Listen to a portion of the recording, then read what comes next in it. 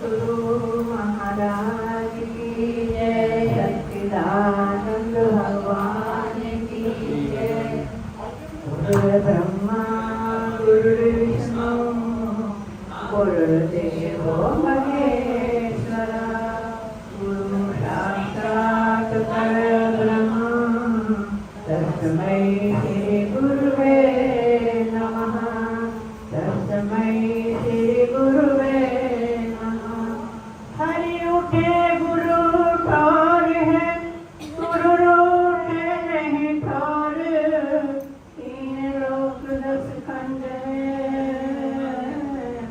गुरु से बड़ा कोई। कर्ता करे न कर सके, गुरु करे सो होए, घट घट में जो रम रहा, से गुरु तू जान। खाली घट कोई नहीं, हर घट है भगवान, हर घट है भगवान। कबीरा ये जग आएंगे बहुत से कीने मीत, दिल बांधा एक से, तो सोए निश्चिंत, तो सोए निश्चिंत। एक घड़ी आधी घड़ी आदि में बुनियाद, तुलसी संगत साधु की, देखो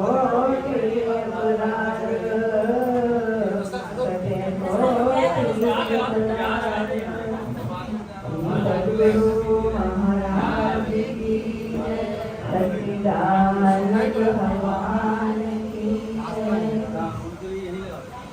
ऐसी करी गुरुदेव दया, मेरा मोह का बंधन तोड़ दिया।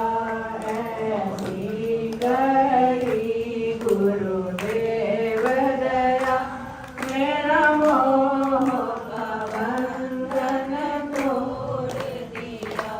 दौड़ रहा दिन रात सदा, जग के सब काज विहारण में। दौड़ रहा दिन रात सदा, जग के सब काज विहारण में।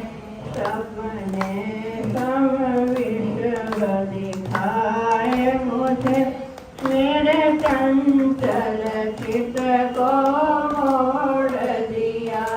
सपने सम विश्व दिखाए मुझे, मेरे चंचल चित को मोड़ दिया। ऐसी करी गुरुदेव दया, मेरा मोह का बंधन तोड़ दिया। कोई शेष महेश गणेश रटे, कोई पूजत की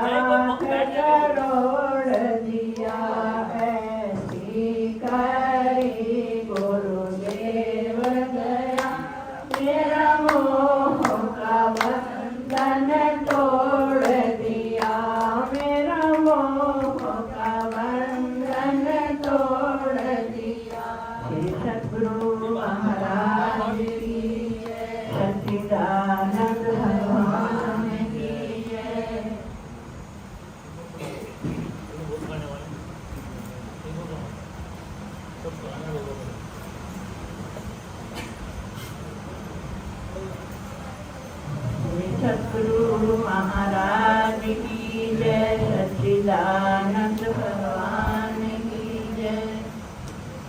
अपने गुरु पे तन मन वारूं, अपने गुरु पे तन मन वारूं, गुरु नाम तजूं हरि को तज डारूं। अपने गुरु पे तन मन वारूं, गुरु नाम तजूं हरि को तज डारूं। अपने गुरु पे हरि ने पांच छोड़ दिए साथ, हरि ने पांच छोड़ दिए साथ, गुरु जी ने आन बताए अनाथ, गुरु जी ने आन बताए अनाथ। अपने गुरु पे बलि बलि जाऊं मैं, अपने गुरु पे बलि बलि जाऊं, गुरु नाम तजूं हरि को तज डारूं, गुरु नाम तजूं हरि को तज डारूं। अपने गुरु पे तन मन वारूं, गुरु नाम तजूं हरि को तज डारूं। अपने गुरु पे हरि ने नरिक स्वर्ग उड़ाया, हरि ने नरिक स्वर्ग उड़ाया, गुरु जी ने आवागमन छुड़ाया, गुरु जी ने आवागमन छुड़ाया। अपने गुरु पे बलि बलि जाऊं, अपने गुरु पे बलि बलि जाऊं, गुरु नाम तजूं हरि को तज डारूं, गुरु नाम तजूं हरि को तज डारूं। अपने गुरु पे सतगुरु महाराज की जय, सच्चिदानंद भगवान की जय।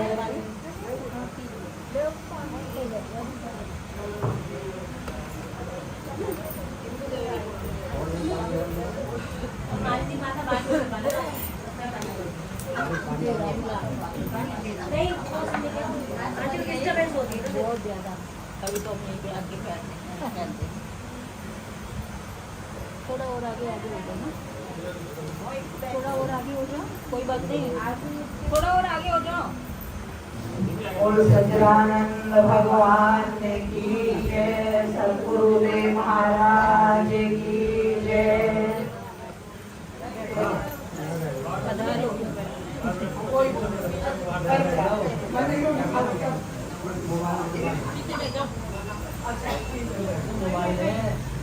ध्यान मूलम गुरुमूर्ति, पूजा मूलम गुरु, मंत्र मूलम गुरुवाक्ये, मोक्ष मूलम गुरु कृपा। बोलो सच्चिदानंद भगवान की जय, सद्गुरुदेव महाराज की जय।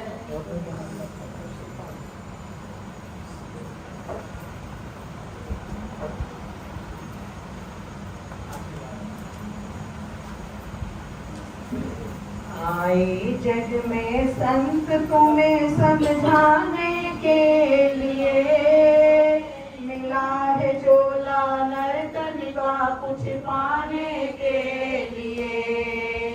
आए जग में संत तुम्हें समझाने के लिए, मिला है झोला नर्तन का कुछ पाने के लिए। काम क्रोध मद लोभ अहंकार, इन पांचों का बना शिकार। काम क्रोध मद लोभ अहंकार, इन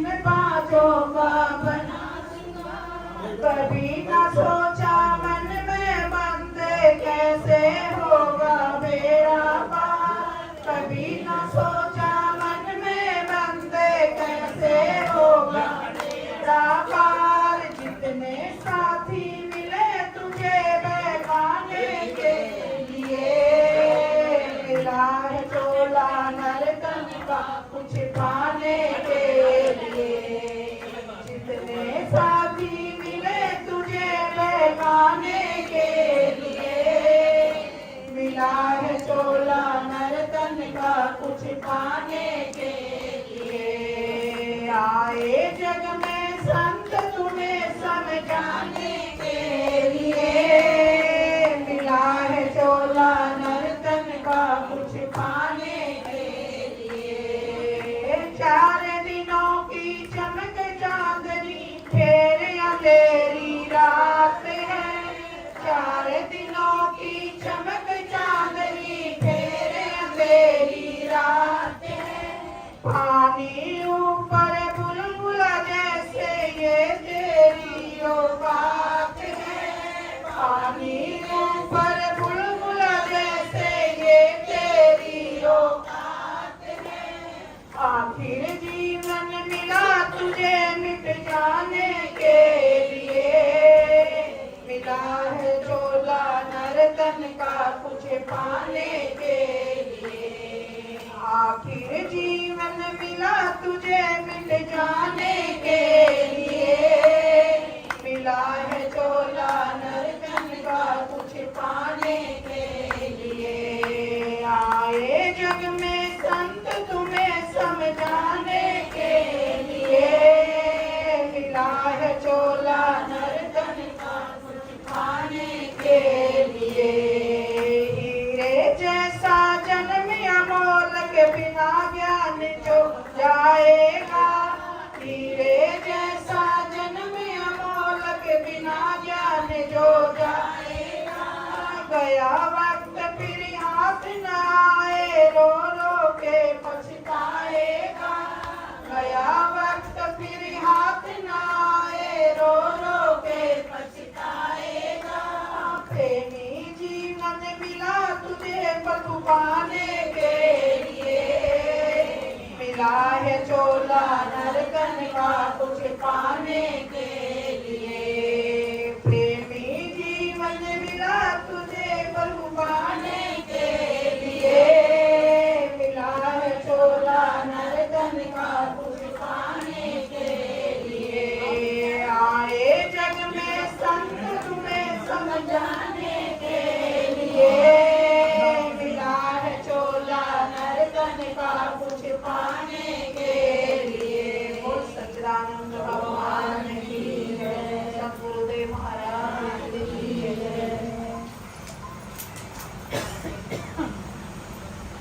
बोलिए सच्चिदानंद भगवान की जय, गुरुदेव महाराज की जय।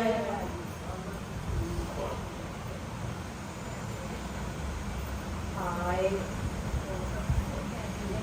जब से हम सतगुरु तुम्हारे हो गए, मिल गई खुशियाँ सहारे हो गए।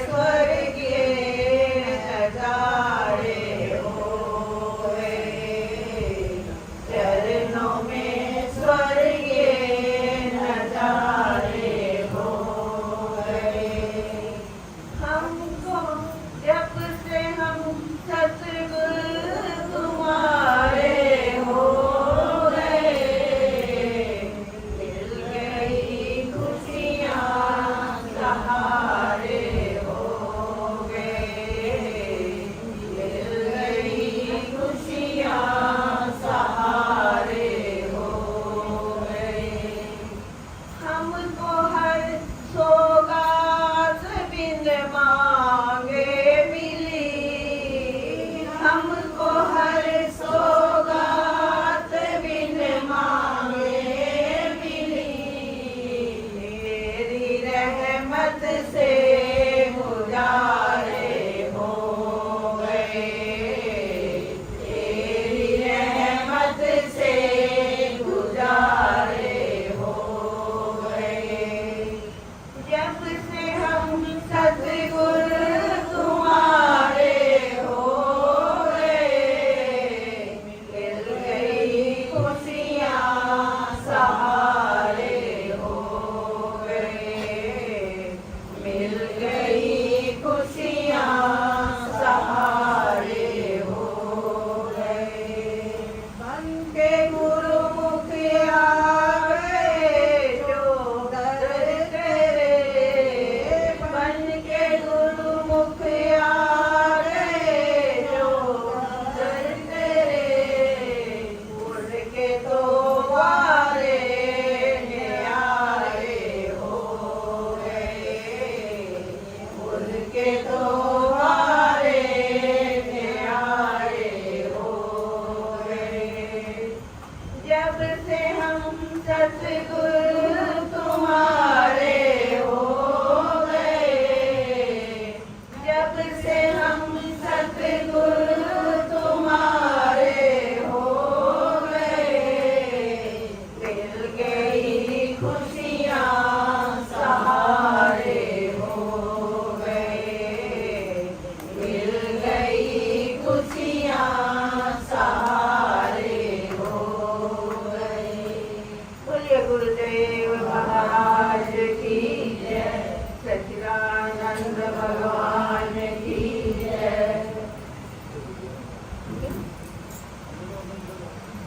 अरे सुनो सभी लोग, आज गुरु जी का अपना दिवस है।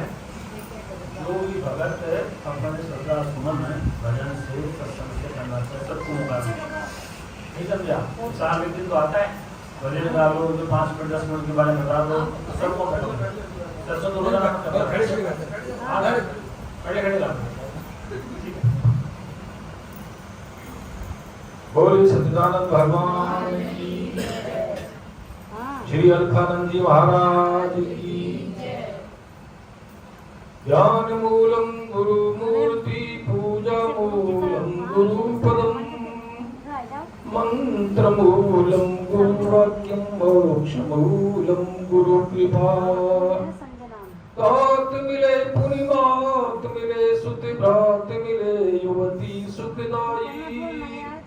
राज मिले गजबाज मिले, सब साज मिले, मन वांछित पाई। लोक मिले विधि लोक मिले, सुन लोक मिले, बैकुंठाई जाई। सुंदर मोर मिले सभी सुख पर, संत समागम दुर्लभ भाई।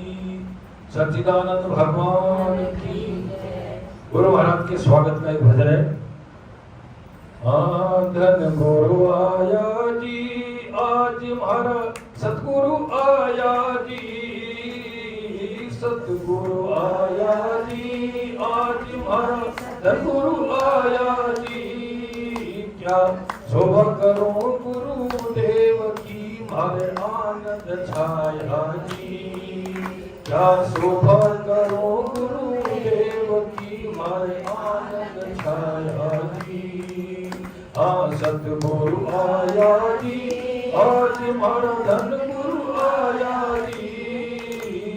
सतगुरु आया जी, आज हमारा धन गुरु आया जी। क्या शोभा करो गुरुदेव की, मारे आनंद छाया जी। काम क्रोध मद लोभ मोहन जाल बिछाया जी। काम क्रोध मद लोभ मोहन जाल बिछाया जी। दियो दियो हरि ज्ञान को, मारा सिमरन साया जी। हरि दियो दियो हरि ज्ञान को, मारा सिमरन साया जी।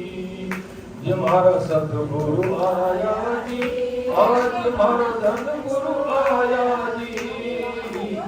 शोभा करो गुरुदेव की मार आनंद छाया जी करो गुरुदेव की मार आनंद छाया जी अज्ञान अंधेरा दूर किया मर ज्ञान का दीप जलाया जी अज्ञान अंधेरा दूर किया ज्ञान का दीप जलाया जी ज्ञान प्रकाश कियो घटमय मारो धर्म मिठाया जी अज्ञान प्रकाश कियो घटमय मारा धर्म मिठाया जी आज मारा सतगुरु आया जी आज मारा धन गुरु आया जी क्या शोभा करो गुरुदेव की मार आनंद छाया जी शोभा करो गुरुदेव की मार छाया जी दुविधा बेट परम पद पाय सत्य धाम बसाया जी दुविधा बेट परम पद पाय सत्य धाम बसाया जी कृपा हुई गुरुदेव की निज रूप लखाया जी कृपा हुई गुरुदेव की निज रूप लखाया जी आज मारा सतगुरु आया जी आज मारा धन गुरु आया जी सतगुरु आया जी आज मारा धन गुरु आया जी क्या शोभा करो गुरुदेव की मार आनंद छाया जी शोभा करो गुरुदेव की मार आनंद छाया जी श्री गोपालनाथ जी सतगुरु मिल गए ज्ञान बताया जी श्री गोपालनाथ जी सतगुरु मिल गए ज्ञान बताया जी चंद्रनाथ चरणों का जाकर दर्शन पाया जी हरिचंद्रनाथ चरणों का जाकर दर्शन पाया जी आज मारा सतगुरु आया जी आज मारा धन गुरु आया जी क्या शोभा करो गुरुदेव की मार आनंद छाया जी क्या शोभा करो गुरुदेव की मार आनंद छाया जी बोले श्री गुरु महाराज की सत्संग भगवान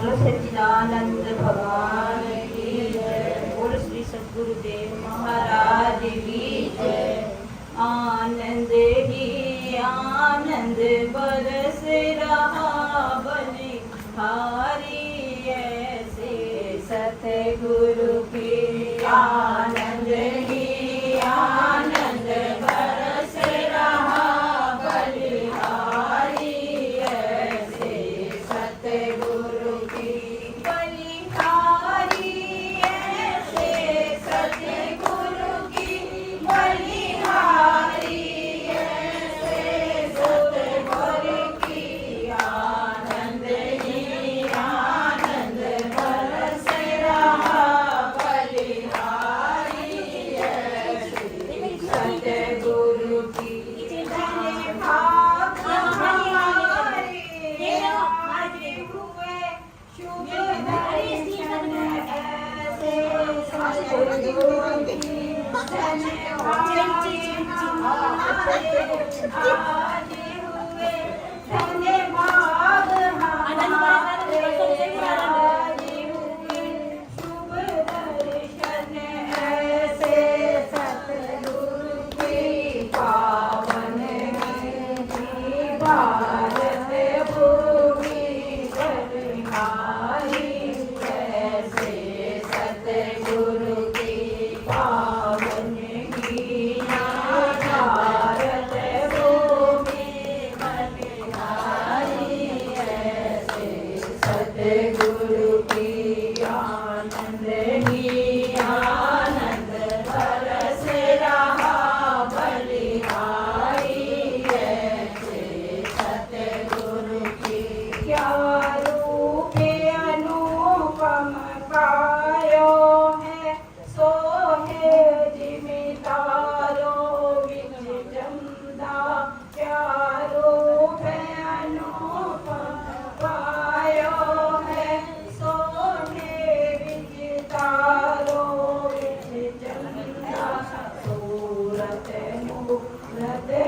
मोहनकारी बलिहारी ऐसे सतगुरु की आनंद ही आनंद बरस रहा बलिहारी ऐसे सतगुरु की क्या ध्यान छटा जिमि इंद्र घटा परिषद वाणी अमृत धारा क्या ध्यान छटा जिमि इंद्र घटा परिषद वाणी अमृत धारा वो मधुर मधुर है अजब धुनी बलिहारी ऐसे सतगुरु की वो मधुर मधुर है अजब धुनी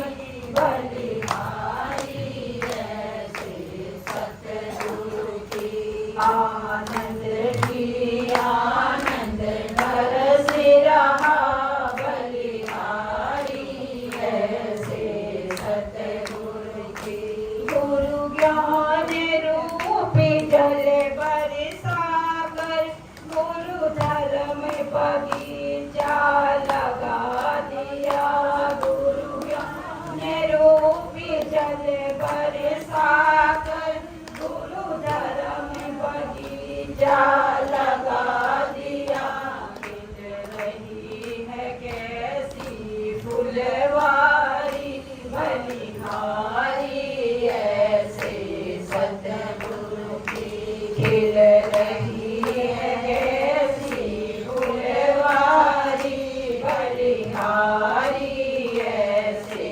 सतगुरु की आनंद ही आनंद बरस रहा बलिहारी ऐसे सतगुरु की आनंद ही आनंद बरस रहा बलिहारी ऐसे सतगुरु की बोलो सच्चिदानंद भगवान की जय बोल श्री सतगुरुदेव महाराज की जय नीलम को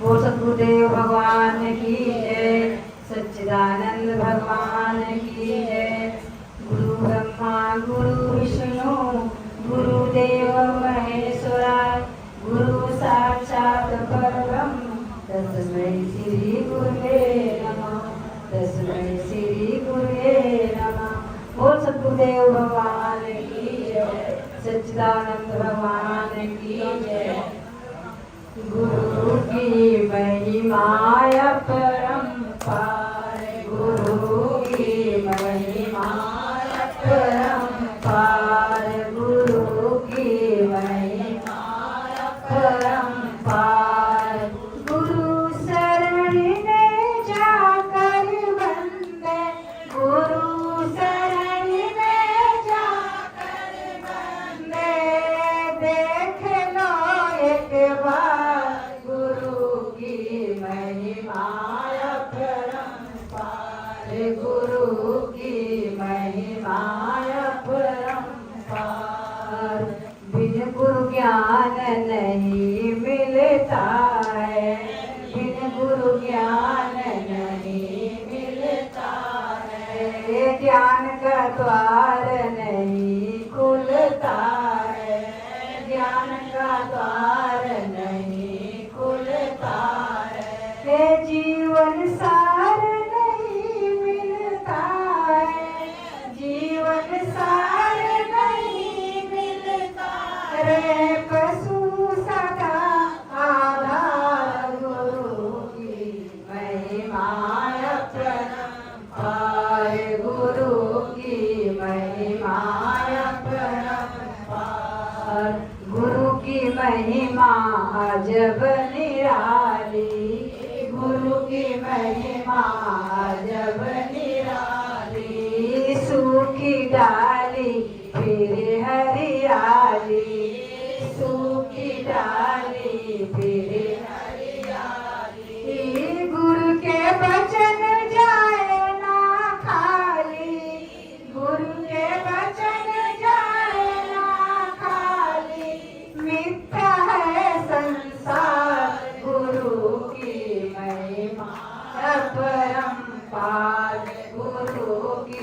महिमा अपरंपार।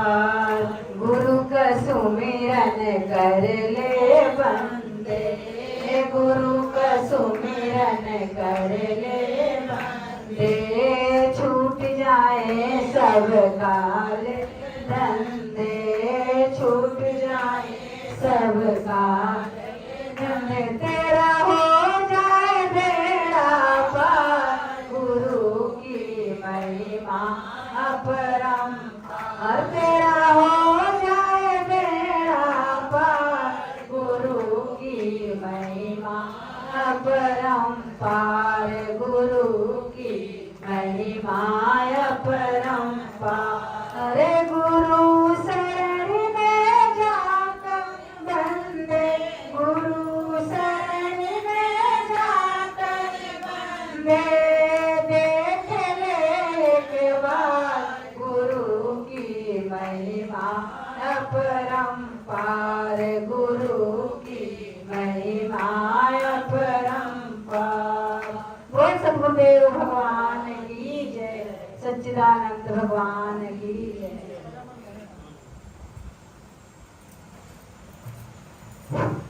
बोल सच्चिदानंद भगवान की जय, सद्गुरुदेव महाराज की जय, सत्य सनातन धर्म की जय। रब मेरा सतगुर बन के आया, मैनू देख लैन दे। रब मेरा सतगुर बन के आया, मैनू देख लैन दे। देख लैन दे, मत्था टेक लैन दे। देख लैन दे, मत्था टेक लैन दे। रब मेरा सतगुर बन के आया, मैनू देख लैन दे। रब मेरा सतगुर बन के आया, देख लैन दे। जिथे जिथे ओ चरण छुआंदे, जिथे जिथे ओ चरण छुआंदे, उथे पत्थर भीतर जांदे, उथे पत्थर भीतर जांदे। ओ आया तारन हारा, मैनू देख लैन दे। ओ आया तारन हारा, मैनू देख लैन दे। रब मेरा सतगुर बन के आया, मैनू देख लैन दे। रब मेरा सतगुर बन के आया, मैनू देख लैन दे। कुरान दी महिमा गाई नहीं जांदे, कुरान दी महिमा गाई नहीं जावे। कुरान दी महिमा गाई नहीं जावे, कुरान दी महिमा गाई नहीं जावे। पार ब्रह्म ते अलग लखांदे, पार ब्रह्म ते अलग लखांदे। आया पालन हारा, मैनू देख लैन दे। आया पालन हारा, मैनू देख लैन दे। रब मेरा सतगुर बन के आया, मैनू देख लैन दे। रब मेरा सतगुर बन के आया, मैनू देख लैन दे। कुरान दी सूरत रब दी मूरत, कुरान दी सूरत रब दी मूरत। कर दे सब दी मुरादां पूरन, कर दे सुहानी मुरादां पूरन। ओए ना सोना रूप रब दा देख लैन दे। ओए ना सोना रूप रब दा देख लैन दे। रब मेरा सतगुर बन के आया, मैनू देख लैन दे। रब मेरा सतगुर बन के आया, मैनू देख लैन दे। मैं तेरा तू मेरा प्यारे, मैं तेरा तू मेरा प्यारे। ऐसी काओ प्रीत सिखांदे, ऐसी काओ प्रीत सिखांदे। एक प्रीत है बड़ी कमाल, मैनू देख लैन दे। एक प्रीत है बड़ी कमाल, मैनू देख लैन दे। रब मेरा सतगुर बन के आया, मैनू देख लैन दे। रब मेरा सतगुर बन के आया, मैनू देख लैन दे। देख लैन दे, मत्था टेक लैन दे। देख लैन दे, मत्था टेक लैन दे। रब मेरा सतगुर बन के आया, मैनू देख लैन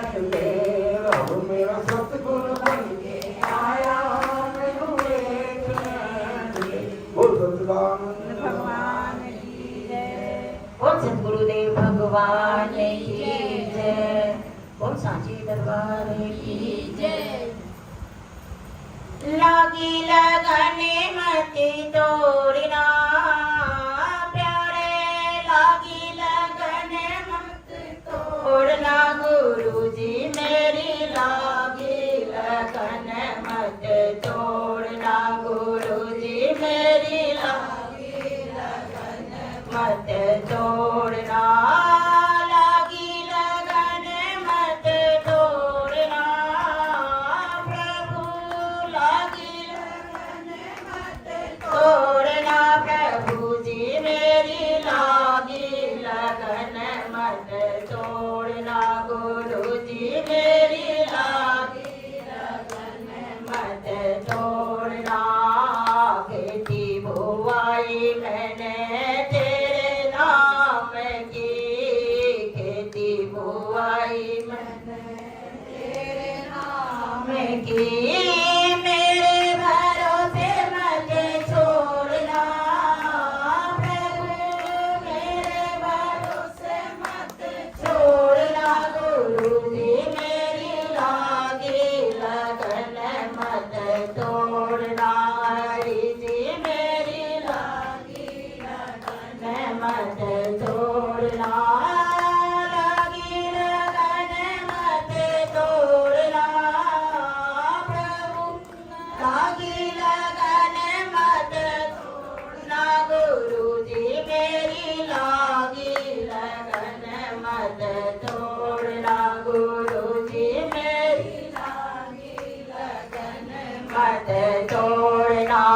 तू ही मेरा सेठ है, तू ही साहूकार है, तू ही मेरा सेठ है, तू ही साहूकार है, ब्याज पे ब्याज मत जोड़ना प्रभु, ब्याज पे ब्याज मत जोड़ना गुरु जी मेरी लागी लगन मत ना प्रभु जी मेरी लागी लगन मत ना, लागी लगन मत तोड़ना प्यारे, लागी लगन मत तोड़ना गुरु जी मेरी लागी लगन मत तोड़ना।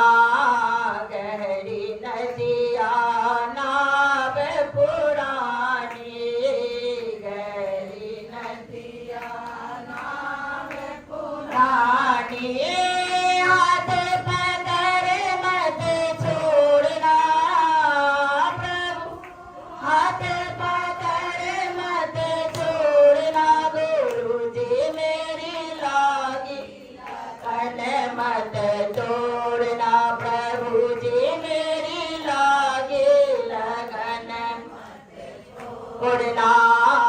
दासी की अरज सुन ली जो, दासी की अरज सुन ली जो, पीछे भंवर मत छोड़ना गुरु, पीछे भंवर मत छोड़ना प्रभु जी मेरी लागी लगन मत ना गुरु जी मेरी लागी लगन मत ना, लागी लगन मत छोड़ना प्रभु, लागी लगन मत तोड़ना प्रभु जी मेरी लागी लगन मत तोड़ना, हरि जी मेरी लागी लगन और सतगुरुदेव भगवान की जय। सीढ़ी जी साहब वहाँ, सीढ़ी साहब वहाँ तो मुँह से बोलेंगे ना। बंद कर दो माइक।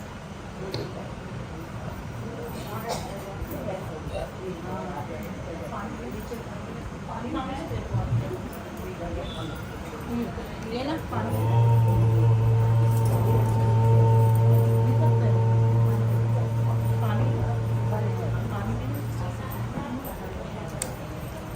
Oh अक्षर वेदांत सिद्धांत गोचरम तम गोचरम गोविंदम परमानंदम शरणं प्रणेत। ओम सहनावतु सहनो भुनक्तु सह वीर्यं कर्वावहै तेजस्विनावधीतमस्तु मा विद्विषावहै। तुम में साथ सहयोग करके बोलो जय सतगुरु दीन दयाल जय सतगुरु दीन दयाल हरे।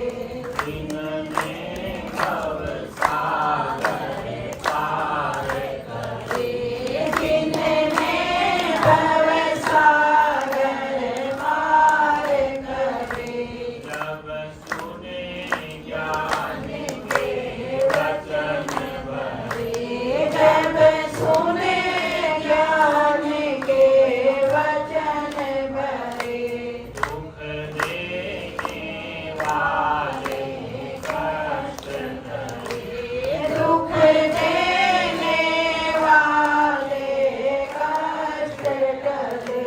जय सतगुरु दीन दयाल हरे। जय सतगुरु दीन दयाल हरे।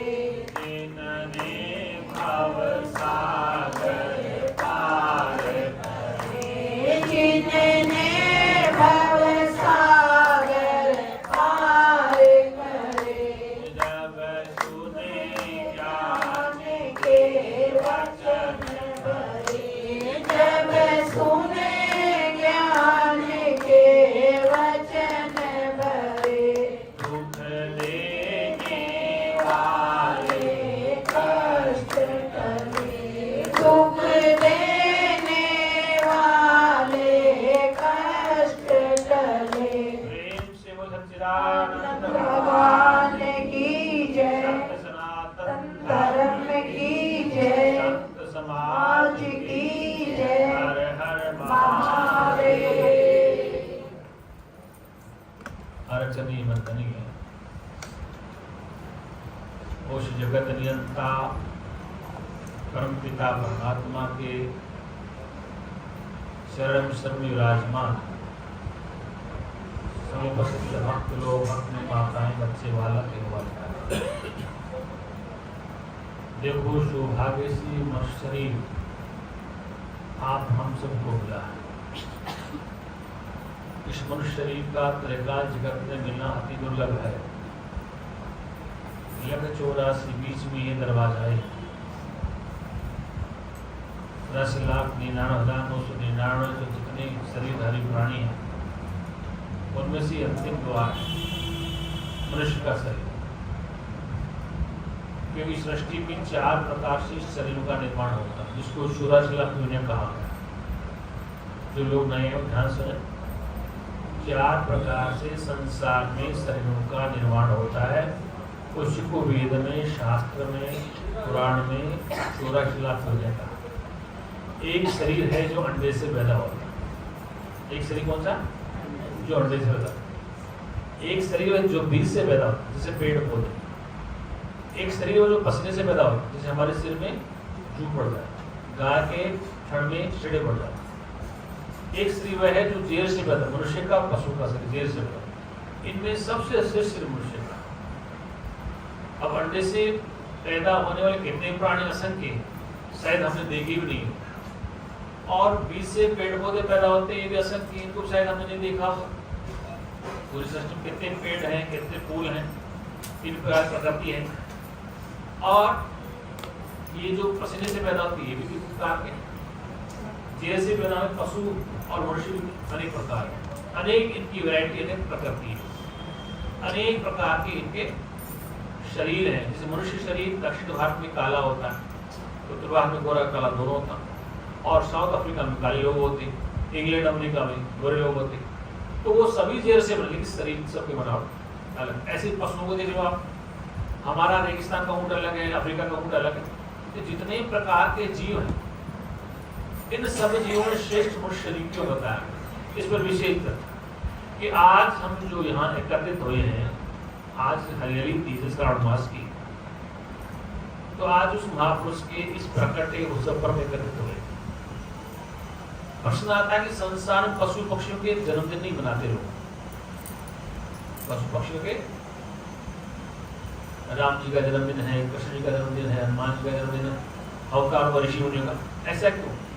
क्योंकि मनुष्य को ही आदेश उपदेश है, मनुष्य के लिए ही दिशा निर्देश है, मनुष्य के लिए वेद शास्त्र, वेद शास्त्रों में आदेश उपदेश मनुष्य के लिए, और मनुष्य ही उस प्रपिता परमात्मा को जानने में समर्थवान। आवाज साफ आई मुझे तक?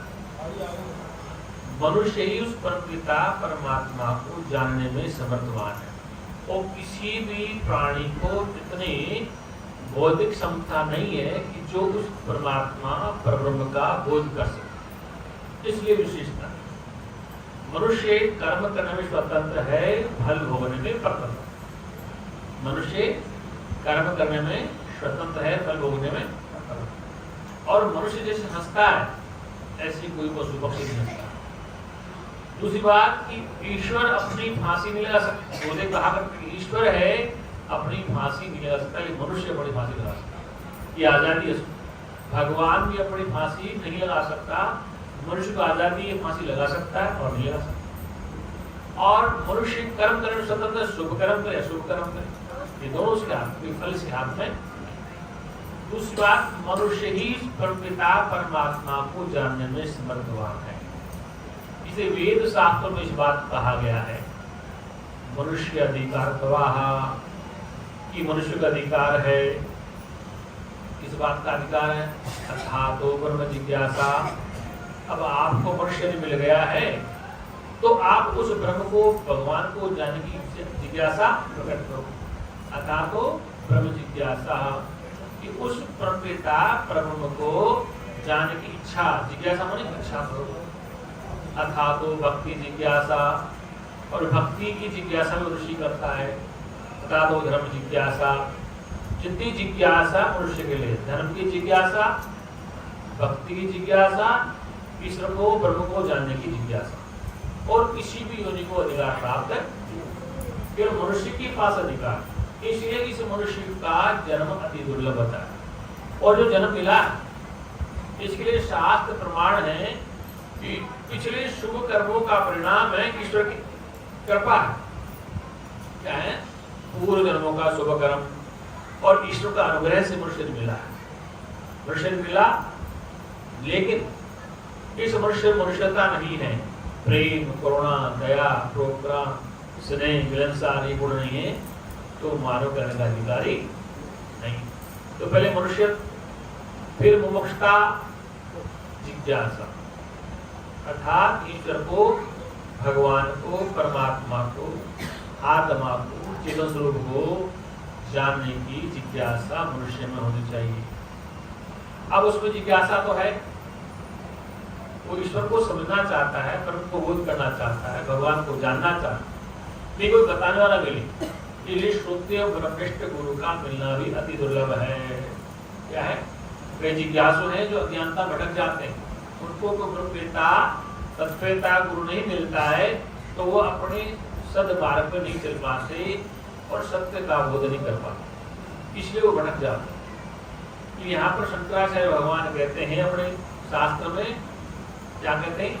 मनुष्यत्व मोक्षत्व महापुरुष संश्रय है, मनुष्य का शरीर और उस मनुष्य में परमात्मा को जानने की जिज्ञासा, और फिर उस जिज्ञासा को शांत करने के लिए कोई ब्रह्मवेत्ता, ब्रह्मज्ञानी संत मिल जाए गुरु के रूप, तो उसका जीवन धन्य हो जाता है। आज आप हम सब उसी महापुरुष के इस अवतरण दिवस करते तो नहीं, उनकी सानिध्य में रहकर, जैसे एक कोरा कागज होता, उसमें कुछ भी नहीं लिखा, मूर्तिकार उसमें मूर्ति बना सकता, कुछ नहीं। ऐसे गुरु के पास शिष्य बिल्कुल कोरे कागज की तरह जाता है। क्या जाता है?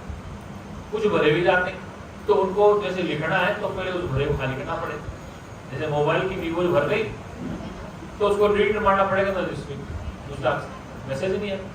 ऐसे यदि आपने कुछ गड़बड़ सुन रखा है तो उसको हटाना पड़ेगा, तब गुरु उसमें कोई नई चीज डाले। जैसे गिलास ये पानी का है, अगर ये फुल भरा है तो इसमें पानी डाले जाओ, वो बाहर निकलता रहेगा। ये पहले जो सुना है उल्टा पुल्टा सुना, उसको खाली करो या बिल्कुल खाली जाओ।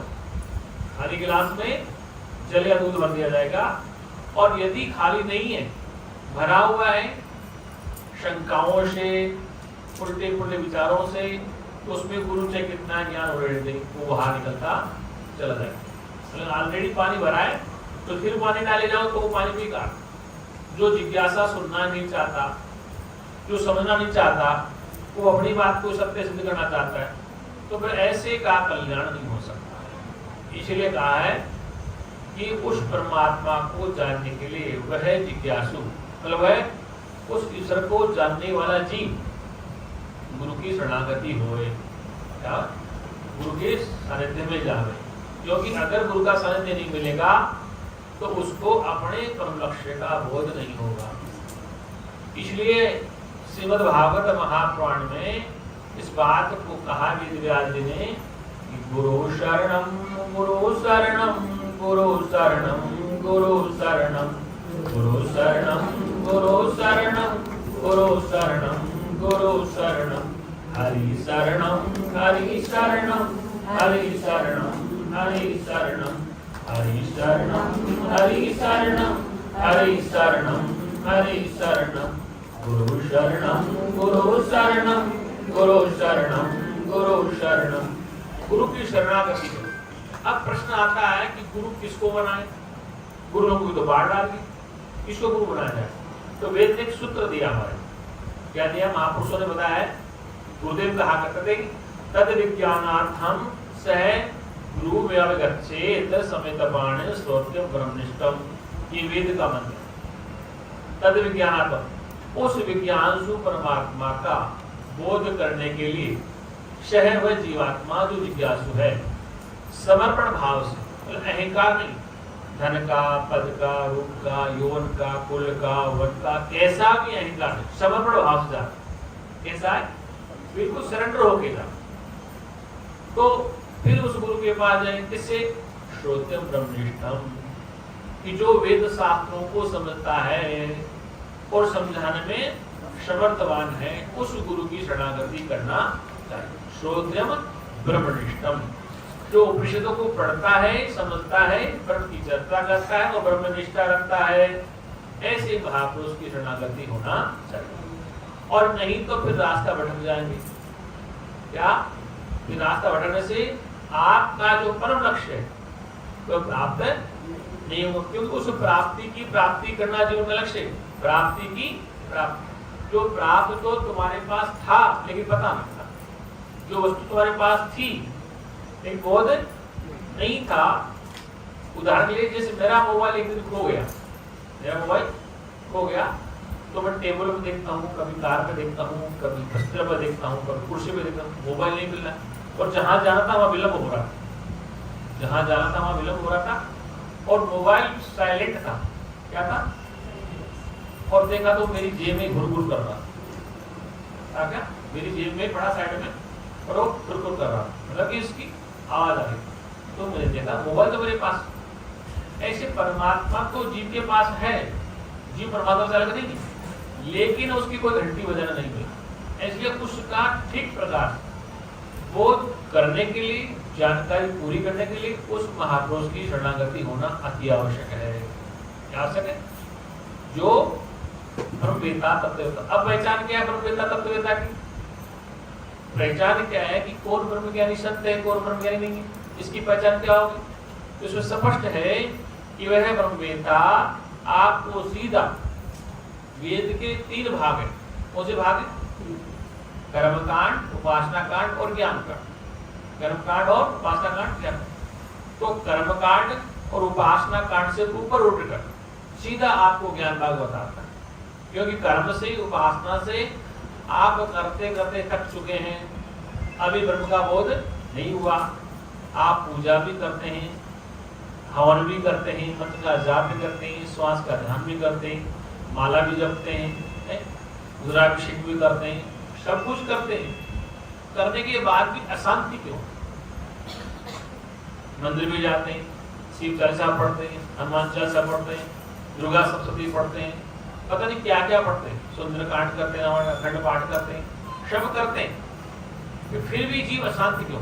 इसलिए उस अशांति को दूर करने के लिए ऐसे महापुरुषों की शरणागति होना अति आवश्यक है, वरना जीवन अंधकार में चला जाता है। इसलिए कहा है हमारे शास्त्रों में, गुरु जी भी कहा करते हैं कि अगर आपने वेद का सिरोही भाग नहीं समझा, सिरोही भाग मतलब ऊपर का हिस्सा नहीं समझा और नीचे का पढ़ा तो बेकार। जैसे ये सर कलम कर दिया जाए कि धड़ के कोई महत्व, सर काट दिया जाए तो वेद का सिरोही भाग है ज्ञान मार्ग, कैसा है ज्ञान कांड, उसको न सुने, उसकी चर्चा न करें, बाकी कर्मकांड जन्म करे, पूजा पाठ जन्म करे, तो कहते हैं जैसे सर कलम कर दिया जाए तो जीवन का कोई महत्व नहीं होता है। ऐसे ही उस परमात्मा का अगर ज्ञान के द्वारा बोध नहीं हुआ तो जीवन गत चला जाता है, क्या होता? इसलिए उसको जानना अति आवश्यक। इसलिए केवल ज्ञान मार्ग में ही आपका कल्याण है। अब शास्त्रकार कहते हैं, शंकराचार्य भी कहते हैं, श्री भगवान कृष्ण गीता में कहते हैं कि कर्म और ज्ञान दोनों से मुक्ति है, लेकिन लास्ट में कर्म को जीवन निर्वाह के लिए आवश्यक है।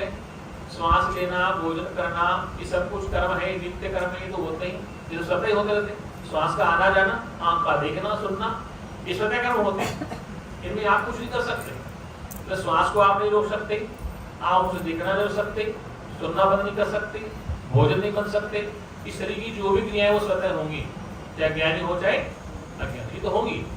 लेकिन सबसे विचित्र बात यह है कि होंगी, इसके बाद भी अगर आपके पास ज्ञान नहीं, पूजा भी करते हैं, पाठ भी करते हैं, हवन भी करते हैं, लेकिन सत्य का पता नहीं चलता, तो फिर बेकार चला जाता, सारा मामला बेकार हो जाता। इसलिए आखिरी में इस बात को कह दिया कृष्ण गीता में, शंकराचार्य ने इसकी भाष्य किया है कि ज्ञानी के ऐसा मार्ग है जिससे आप मुक्त हो सकते हैं। क्या?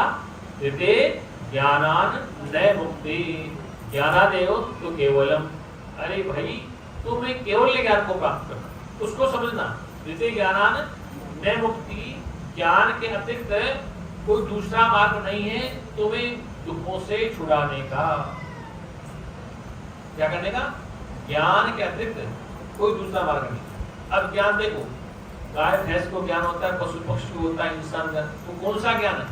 डॉक्टर के पास अपना ज्ञान है, वकील के पास अपना ज्ञान है, इंजीनियर का अपना ज्ञान है, सीए का अपना, सब अपने अपने ज्ञान है। ये ज्ञान तो जीवन निर्वाह के लिए, सीए बनना रोजगार है, डॉक्टर बनना रोजगार है, वकील बनना रोजगार है, ये सब अपने पेट भरे साथ। एक वह ज्ञान है जिससे मुक्ति हो। जरूरी नहीं कि डॉक्टर बन के आप चैन में रह सकते हैं, जरूरी नहीं आप सीए बन के चैन से रह जाए, जरूरी नहीं आप इंजीनियर बन के चैन में हैं, जरूरी नहीं कि आप चार्टर्ड अकाउंटेंट बन के चैन में नहीं। वो ज्ञान है जो केवल आपको जीवन निर्वाह के लिए आवश्यक है। एक वह ज्ञान है जिस ज्ञान के सुनने के बाद चैन और शांति मिलती है। अगर उस ज्ञान में ही चैन होता, doctor, engineer, professor, IAS IPS अफसर, ये सब बेचैन क्यों है? वास्तविकता ये है कि उस सत्य को नहीं जानते, उस ज्ञान को तो जाना जिसे संसार काम चल रहा है। इस सांसारिक ज्ञान है, ये जीवन निर्वाह होगा इससे। एक पारमार्थिक ज्ञान का पता न चले, तत्व का पता न चले, जब तक अंदर से शांति नहीं आती है। भीतर शांति होना बहुत जरूरी है। शांति किससे आएगी? ज्ञान से आएगी। इसलिए कहा है कि दुख की निवृत्ति और प्रमाण की प्राप्ति केवल ज्ञान से होती है, वो कोई रास्ता ही नहीं। क्या है? पिता बड़ा धनवान व्यक्ति, पिता बड़ा कुलवान हो, कितने बड़े अच्छे पद में हो, सब कुछ हो, जरूरी वो शांत है। उसके अनेक प्रकार की चिंताएं, चिंतन चलता रहता दुनिया भर का, अंदर से अशांत है। ये ब्रह्म ज्ञानी वह महापुरुष है जिसके पास हो जाता है, वो शांत कर देता है। क्या कर देता है? जीव को शांत कर देता है, और कोई रास्ता नहीं। महापुरुष ने कहा कि एक भागवत में कथा थी राजा की, उसने अपने पुत्र पोत्रों की सभी जवानी ले ली, खुद उल्टा होने लगा, बच्चों की, पोती नाती सब जवानी ले ली, पूरे संसार में भोग रहा, फिर भी शांत नहीं होगा। अगर तुम्हें संसार में कितनी ताकत दे दी जाए, धन दे दिया जाए, सब कुछ, और भोगने की ताकत भी दे दी जाए, तो भी जीव शांत है। तो शरीर में ताकत दे दी, पैसा दे दिया, शरीर को भोगने की ताकत दे दी, फिर भी शांत नहीं हो सकता, क्योंकि शांति संसार के अनित्य वस्तु पदार्थ से प्राप्त नहीं होती है, शांति के ज्ञान से प्राप्त होती है। और ज्ञान होने के बाद संसार में तुम जैसे रह रहे हो वैसे रहोगे, जैसे खा रहे हो, जैसे पहन रहे हो वैसे रहोगे, लेकिन दृष्टिकोण बदल जाएगा। क्या हो जाएगा? एक कन्या जब तक घर में है तब तक पति का पता नहीं, और जिस दिन पति का पता चल गया, पति घर पहुंच गई, तो चिंतन कहाँ का हो जाएगा उसको? आपको चिंतन का, माँ बाप का, भाई का चिंतन थोड़ी, आपको अपने घर का चिंतन जाना, अपने बच्चों का चिंतन है, अपने पति का चिंतन है। माँ बाप कभी कभार याद आ जाते होंगे, लेकिन ज्यादा चिंतन किसका है बताओ? अपने पति का, अपने बच्चों का, अपने नाती पोतों का। उधर नहीं ध्यान जहाँ से पैदा हो गया। माँ बाप ने पढ़ाया लिखा इतना बड़ा कर दिया, तो चिंतन ज्यादा किसका है? अपने घर को जिसने आपने स्वीकार कर लिया उसका चिंतन। ऐसे जब जीव को अपने स्वरूप का बोध होता है तो वो क्या करता है? परमात्मा का चिंतन करता है, परमात्मा का विचार करता है कि मैं कौन हूँ, इस संसार में क्यों आया, मेरे आने का उद्देश्य क्या है? क्या संसार के अनित्य वस्तु पदार्थों को संग्रह करना जीवन का उद्देश्य है? नहीं, वो संसार में जीवन जीने के लिए आवश्यक है, बस उनसे आप जीवन जी सकते हैं, लेकिन जीवन जीने का तरीका ज्ञान से आएगा। किससे आएगा? तो ज्ञानी हर हाल में, परिस्थिति अनुकूल हो, परिस्थिति प्रतिकूल हो, या अनुकूल प्रतिकूल, परिस्थितियां सबके सामने, अवतारों के सामने, राम के सामने नहीं। राम को वनवास हुआ तो शांतिपूर्वक चले गए, लेकिन जब सीता का किडनैप हुआ तो बड़े दुखी हो गए, उल्टी परिस्थिति आ गई। और जब राम वापस आए, रावण को मार के अयोध्या पहुंचे, तो फिर अशांति आ गई, लोगों ने कुछ कह दिया सीता ने, उसको फिर गिर काटना पड़ा। ऐसे कृष्ण का जीवन, ऐसे बुद्ध का, महापुरुषों के जीवन भी संघर्ष से भरे पड़े, लेकिन वो प्रसन्नचित्त क्यों रहते थे? क्योंकि उनको संसार के वास्तविक रहस्य का पता, इसलिए वो सब कुछ करते हुए प्रसन्नचित्त क्यों रहते थे? क्योंकि वो वास्तविकता जान चुके। कृष्ण कहते हैं कि सब कुछ मेरी तरफ से पहले ही भरे पड़े, तो किसको बात अहंकार कर? जितने नाम रूप के शरीर हैं, ये अपनी उत्पत्ति से पहले नहीं थे अर्जुन, पर अब बन के दिख रहे हैं, और बात में नहीं रहेगी। जैसे मिट्टी से बने खिलौने पहले नहीं थे, बाद में बने हैं, और फिर ये मिट्टी में मिल जाएंगे, आखिर मिट्टी रहेगी। लेकिन जो मिट्टी का सकोरा, सुराई, दीपक जो बन बन के दिख रहा है, उसको सत्य मान। ऐसे शरीर जो हैं, ये हमें बन बन के प्रतीत हो रहे हैं। क्या है कि मैं शरीर वाला, मैं शरीर वाला, वो मेरा चाचा, मेरा ताऊ, मेरा पति, मेरे पति, ये मैं और मैं के आसपास का जो आपने घेरा बना लिया है, क्या कर लिया? मैं शरीर एक घेरा बन गया। मैं शरीर में स्त्री हूँ पहला, फिर मैं पुरुष हूँ, फिर मैं किसी का पिता हूँ, किसी का मैं पति हूँ, फिर मेरा कोई पति है, मैं किसी की पत्नी हूँ, फिर मेरा कोई चाचा है, फिर मेरी बुआ है। ये सब रिश्ते नाते क्या है?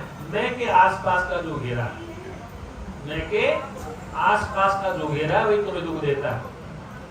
बताओ जितने लोग बैठे यहाँ पर, मैं किसको घर में दुख देने जाता हूँ? तुम्हें दुख कौन देता? मैं तो नहीं देता। तो मेरे पास सुख सुनने आते हो, गुरु जी सुनते आ रहे हो, 20-25 साल में सुना, मैं तुम्हें दुख देता हूँ? दुख तुम्हें कौन दे रहा है? जो मैं के आसपास का घेरा, तुम्हारे बेटी, तुम्हारे दामाद, तुम्हारे बहू, तुम्हारा नाती पोता, तुम्हारे चाचा ताऊ, समझी, ये तो दे रहे, तो ये मैं दे रहा हूँ। तो कौन दे रहा? दुख भगवान भी दे रहा। जो आपके आसपास के बने हैं वही दुख देते हैं, और उनसे तुम सुख मिल जाता। बहू अच्छी आ गई तो तुम्हें सुख दे रही, अब बहू खराब है तो दुख दे रही। क्या पुत्र अच्छा है, आगे का है तो सुख मिल रहा है, अब पुत्र आगे तो दुख मिल रहा है। तो दुख गुरु ने नहीं दिया, आपके जो मैं के आसपास की खरपतवार जो पैदा होगी, क्या होगी? खरपतवार पैदा होगी, वही दुख दे रही है, और दुख को नहीं दे रहा। जब दुख नहीं देता, ये बात ठीक है गलत है? लेकिन खरपतवार जो पैदा कर लिया आपने, यही दुख दे रही। अब इसका निपटारा कैसे हो? बिनु सत्संग विवेक न होई, राम कृपा बिनु सुलभ न सोई। कि बिना सत्संग को सुने बगैर इस खरपतवार से पीछा नहीं छोड़ सकता, क्योंकि हमेशा तुम्हें सुख भी पुत्र देगा, दुख भी पुत्र देगा। दामाद, बेटी, जो भी आपने बना रखा रिश्ता नाता, उन्हीं से सुख मिलता है, उन्हीं से दुख मिलता है। और उनसे दुख के छूटने की तो मंदिर जाते हो, उनसे छुटकारा पाने तो कथा सुनते हो, क्या करते हो, उनसे सुख पाने के लिए तो कथा करते हो, व्रत करते हो, उपवास करते हो, ये तो करते हो, तो कैसे भी दुख दूर हो जाए, लेकिन होता नहीं। मैं यहाँ तक हूँ, महामृत्युंजय का जो जाप करने वाले लोग हैं, क्या कहते हैं कि महामृत्युंजय से मुर्दा भी जिंदा हो जाता है। इस देश में तो लाखों वर्ष महामृत्युंजय चल रहा, अस्पताल में जबू जितना कर रहे मंत्र बोलकर। एक व्यक्ति मेरे पास आया तो बोले गुरुजी मैंने 1.5 करोड़ रुपया खर्च कर दिया मेरे एक बच्चे को, और सारे काम करके देख लिया, गया जी जाके देख लिया, नर्मदा किनारे देख लिया, यज्ञ करा के देख लिया, चंडी करा, सब कुछ करा के देख लिया, और क्या रुद्राभिषेक करा के देख लिया, और क्या कर लिया महामंत्र के जाप, और 1.5 करोड़ रुपये खर्च करके आज मैं हस्तियां बहाने आया हूँ। ये मुझसे कहा उसने बेटे, मतलब कि सब कुछ कर लिया फिर भी शरीर को नहीं बचा। इसे इस गलत फहमी मत रहना कि शरीर किसी क्रिया से तुम्हारा बच जाएगा, अजर अमर नहीं हो सकता। शरीर को ठीक करने के लिए साइंस का सहारा लो, विज्ञान का सहारा लो, आयुर्वेद का सहारा लो, किसी तंत्र मत से शरीर ठीक नहीं होते। ध्यान रखना, साइंस का, विज्ञान का, आयुर्वेद का सारे शरीर ठीक हो सकता है, लेकिन ऐसी भी कोई दवा नहीं जो तो शरीर को अजर बना दे। ऐसी भी कोई औषधि नहीं है जो शरीर को अजर और अमर बना दे। एक दवा है, अगर इसके काम आ जाए, अपने स्वरूप को जान ले, तो फिर अजर अमर ही हो जाएगा। क्या हो जाएगा? लेकिन जब तक इसका अटैचमेंट इस देह से है, शरीर से है, और अपने को शरीर स्वीकार करना है, तब तक इसको दुख सुख है। लेकिन जब गुरु के सत्संग के द्वारा जब इसको इस बात का पता चलेगा कि मैं तो नित्य शाश्वत सनातन चेतन स्वरूप आत्मा अविनाशी हूँ, अजो नित्य शाश्वत पुराण न हनते न हनुमाने शरीरे, कि मैं जन्मा नित्य शाश्वत सनातन हूँ, शरीर के नाश होने से मेरा नाश। लेकिन समस्या क्या है कि मैं हूँ तो चेतन, लेकिन जड़ से संबंध बना लिया। मैं हूँ तो चेतन अविनाशी, लेकिन जड़ से संबंध बना लिया। एक जड़ से संबंध बनाने से मैं अपने स्वरूप को भूल करके इसी को सत्य माना। इसलिए जड़ और चेतन की गांठ बढ़ गई। क्या बढ़ गई? जड़ और चेतन की गांठ, चीजड़ करती हूँ। अब जड़ को अलग समझना, चेतन को अलग करना। बस तुम चेतन स्वरूप हो, जड़ शरीर है। तुम जानने वाले, इसमें रहने वाले चेतन आत्मा क्या हो? तुम इसमें रहने वाले, इसको जानने वाले चेतन आत्मा हो। शरीर नश्वर है, शरीर अनित्य है, सदा रहने वाला नहीं, लेकिन इसमें आत्मा सदा नित्य शाश्वत रहता है, कोई जन्मता मरता। इसलिए उस नित्य शाश्वत को अब समझे, और वो आपका अपना ही आत्मा है। लेकिन गलती क्या करी कि हम जो मिट्टी के बने खिलौने नहीं को सत्य मान बैठे। इसलिए संसार में दुख का कारण है। इस संसार में ऐसा कोई परिवार घर ढूंढ के लाओ मेरे सामने जिसके घर में आज तक शरीर पूरा न हुआ, किसी की मृत्यु नहीं हुई। एक बार भगवान बुद्ध के पास एक युवा स्त्री पहुंच गई, उसका बच्चा था, लेके पहुंच के बड़ी रोली विलाप करी, बोले महाराज कुछ ऐसी सिद्धि है आपके पास, उसको जिंदा कर। बुद्ध ने कहा बेटा ऐसा कर, इस गांव में जाके पता करके जहां जहां तुझे सरसों के दाने मिल जाए, पूछना के दाना तब लोगी कि किसी घर मृत्यु नहीं होगी। पूरे गांव में घूमते रहे, ऐसा कोई घर नहीं मिला जहाँ पर मृत्यु ना हो। लौट की शाम को आश्रम पहुंची तो बुद्ध ने पूछा नहीं, उसको अपने प्रश्न का उत्तर स्वतः ही मिला कि ऐसा कोई घर नहीं है, मेरा तो पहला है इस घर गांव में, ऐसा कोई घर नहीं होना। इसलिए ये जो ब्रह्म विद्या है, ये आपको अभय और निर्भय बनाती है। इस ब्रह्म विद्या से समस्त पदार्थ प्राप्त होते हुए भी, सबका आनंद लेते हुए भी आप बिल्कुल नित्य शुद्ध मुक्त आत्मा हो। संसार में समस्त कार्य करते हुए, घर की देखभाल करते हुए, व्यापार को देखभाल करते हुए, जैसे कि आपने पति का एक बार पता कर लिया, क्या पति की कोई माला जपते हो कि भूल न जाओ? हर पल हर क्षण आप उठते बैठते कोई माला हाथ में नहीं कि पति को भूल न जाए, जब पत्नी के पास कोई माला है कि पति को न भूल जाए, जब पत्नी को न भूल जाए। एक बार याद कर, एक बार समझ लिया। ऐसे उस परमात्मा को एक बार समझ लिया जाता है तो फिर भूला नहीं जाता। जैसे क्या वो परमात्मा तुम्हारे पति से भी सस्ता है? ये उसको एक बार जानना जरूरी है, और जिसको जानने के बाद कुछ जानना शेष नहीं रह जाता है, वो तुम्हारा शुद्ध चैतन्य आत्मा ही है। इस ध्यान को, ये जो शरीर बनकर दिख रहा है, स्थूल शरीर, ये पंच तत्वों का विकार है। ये क्या है? पंच तत्वों का, मतलब पंच अपरिचित होते हैं तो बनते नहीं, सूक्ष्म होते हैं, फिर वो शरीर बन जाता है। आकाश, वायु, अग्नि, जल, मिट्टी, इन पंच तत्वों से बना शरीर है। क्या है? आकाश, वायु, अग्नि, जल, मिट्टी से बना शरीर है, पंच तत्वों से। और ये पंच तत्वों को ग्रहण करता है। हमेशा हम इसी तत्वों में रहते हैं, इसी में खाते पीते, इसी में रहते हैं, और अंततः इसी में पंच तत्वों में लीन हो जाते हैं। क्या कहते हैं? ज्ञानी के तत्व ब्रह्म लीन हो गए, अज्ञानी के तत्व लीन हो गए। क्या हो गए? इसलिए पंच तत्वों से बना शरीर, और पंच तत्व तुम खा रहे हो, छठा तत्व कोई दुनिया में बना ही नहीं। इस आकाश में ही सब कुछ है। आकाश खाली भाग है, इस आकाश में हवा है, इसी में समुद्र है, इसी में आकाश तारे हैं, इसी में हिमालय पर्वत और नदी तालाब, इसी आकाश में, और इसी में सब कुछ है। इसी में रह रहे हैं, इसी में रह रहे हैं, और इसी में खा रहे हैं। तो दिक्कत कहाँ थी? कि जब हम अपने आकाश स्वरूप को, मतलब महाकाश चिदाकाश को, चेतन को नहीं समझ पाते, तब दुखी होते हैं। क्योंकि एक चेतन सामान्य चेतन है, एक विशेष चेतन। विशेष चेतन जिसको शास्त्रों में चिदाकाश जीव कहा गया, तो जीव ही सुखी दुखी होता है। क्यों होता है? क्योंकि इस जीव को अपने पूर्ण परमात्मा का बोध न होने से कि अपने को शरीर वाला मानता है, किसी का पिता समझता है, किसका भाई समझता है, किसका पति समझता है, ये मान लेता है।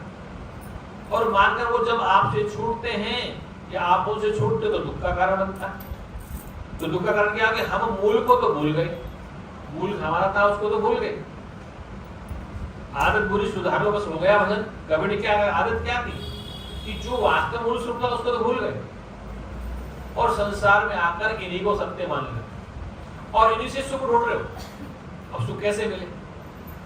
इनसे मिलता सुख कम समय का मिलता, थोड़े समय का, सदा रहने वाला नहीं मिलता। तुम अपने पति को कितना ही हलवा खिलाओ, बादाम खिलाओ, क्या बुढ़ा नहीं होगा? होगा नहीं होगा? पति को खूब खिलाए ला बड़ी हलवा, तो क्या तुम बूढ़ी नहीं होगी? होगी, प्रकृति का नहीं है। इसलिए ध्यान रखो, जिसके जानने से भी तुम कभी बंद नहीं होगे, लेकिन मरोगे, उसको जानना अति आवश्यक है। उसको जानना अति आवश्यक है। इसलिए तुलसीदास की रामायण कहती है कि बिनु सत्संग विवेक न होई, राम कृपा बिनु सुलभ न सोई। इस सत्संग को सुने बगैर विवेक नहीं हो सकता। विवेक का मतलब समझ का मतलब कि सत्य क्या है, असत्य क्या है, नाशवान क्या, अविनाशी क्या, ये विवेक। होश में जीना, क्या जीना? होश में जीना। अब संसार की वस्तु पदार्थों से जीव अपेक्षाएं बहुत होती, तो संसार के वस्तु पदार्थ को चाहिए, जीव को चाहिए संसार के वस्तु पदार्थ, और जीव का मूल स्वरूप क्या है? परमात्मा से मिलना। ये संसार में रहते हुए भी इस जीव को अपने परमात्मा का ज्ञान हो जाए।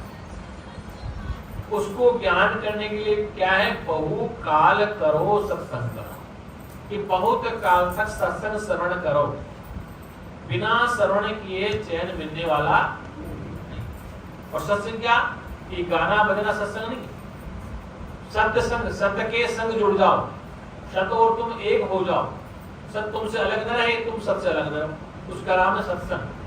सत्य संग माने सत्य के संग जुड़ना, सत्य तुमसे अलग नहीं है, तुम सत्य से अलग, ऐसा ज्ञान हो जाए तो फिर सत्संग ही बन गए। मतलब सत्संग में जाना, ढोलक बजाना, छेने करना ना, सत्संग नहीं। जब तक सत्य को समझो नहीं, जब तक सत्य को स्वीकार नहीं करो और सत्य से एकीकरण नहीं करो, तब तक सत्संगी तुम नहीं हो। बात समझ में आ रही? जब तक तुम सत्य को स्वीकार न करो, सत्य किसे कहते हैं? जिसका तिनका भी नाश नहीं होता है, वो सत्य है। और तुम उससे जुड़ के एकीकार हो गए, तुम भी वही हो गए, अरे तुम ही वही, तो फिर तुम्हें दुख नहीं होगा। ये सत्संग का मतलब उस सत्य से संग माने उसके साथ रहना, उससे अलग नहीं मानना। और हम क्या कर असत्य के साथ बैठे, नस्ल के साथ बैठे, सबसे अलग हट गए और नस्ल को स्वीकार शरीर सत्य नहीं है, दिखता तो है लेकिन ढूंढो मिलता। जैसे राम नाम है, दिनेश नाम है, हम ढूंढने चले, गीता सीता नाम है, गीता को ढूंढा तो गीता में गीता से नहीं होती।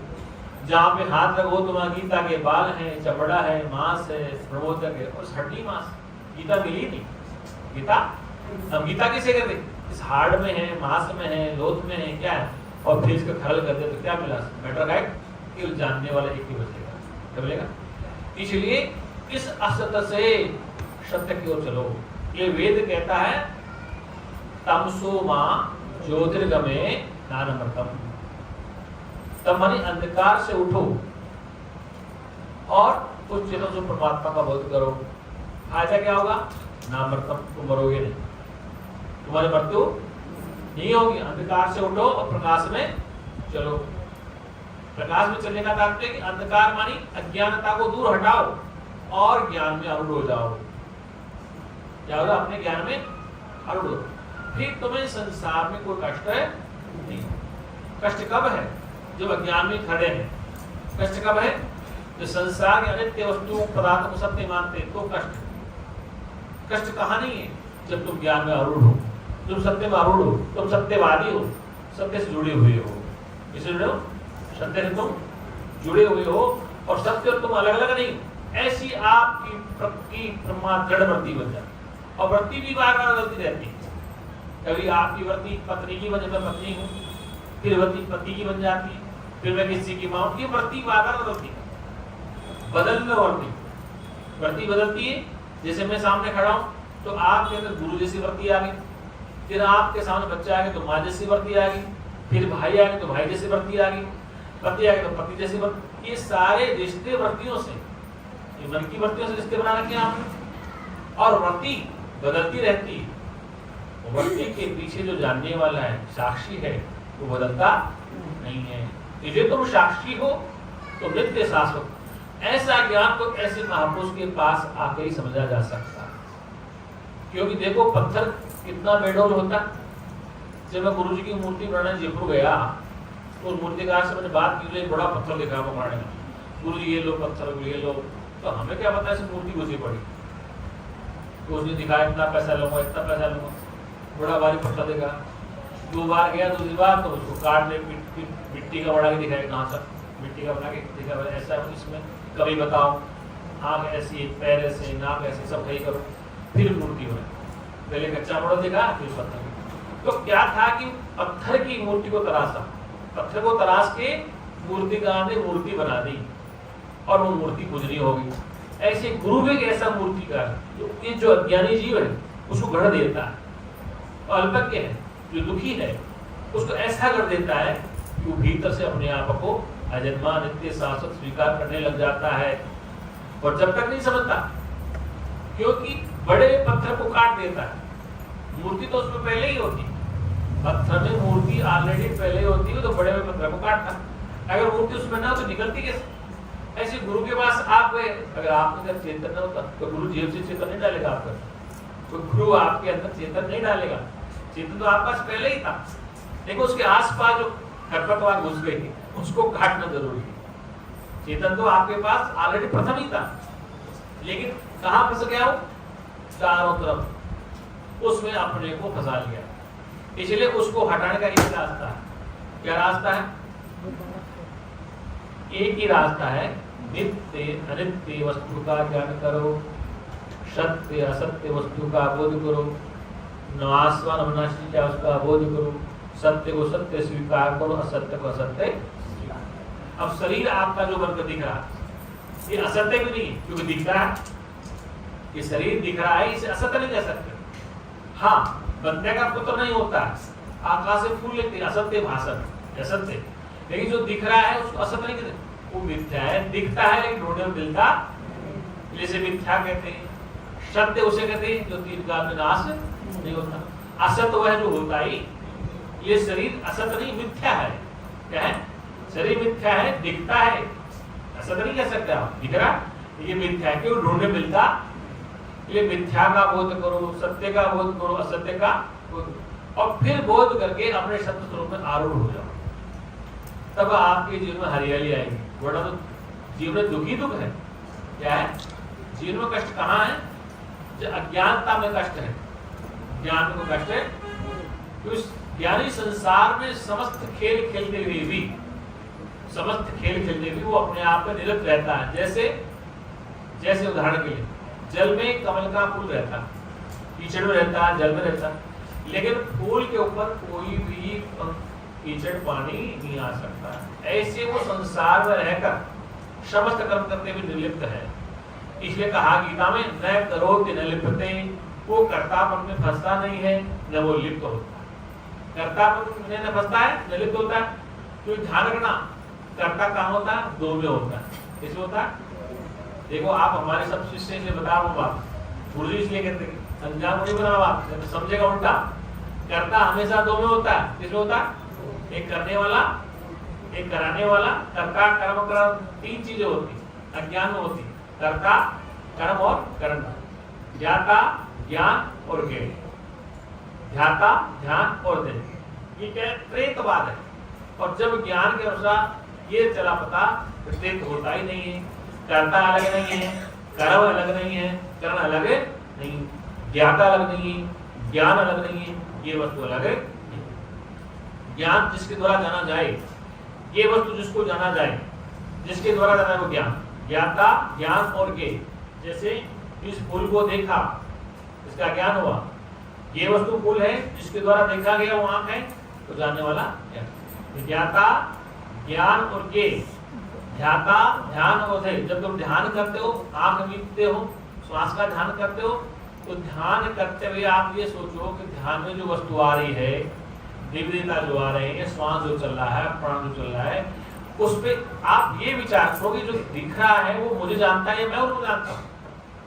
ध्यान करते हुए आप आंख मीच के बैठो, ये विचार करो जो सामने दिखाई दे रहा है दृष्टि, वो मुझे जानता है या मैं उसको जानता। बस मैं उसको जानता तो वो जड़ मिथ्या है, मैंने कल्पित कर लिया।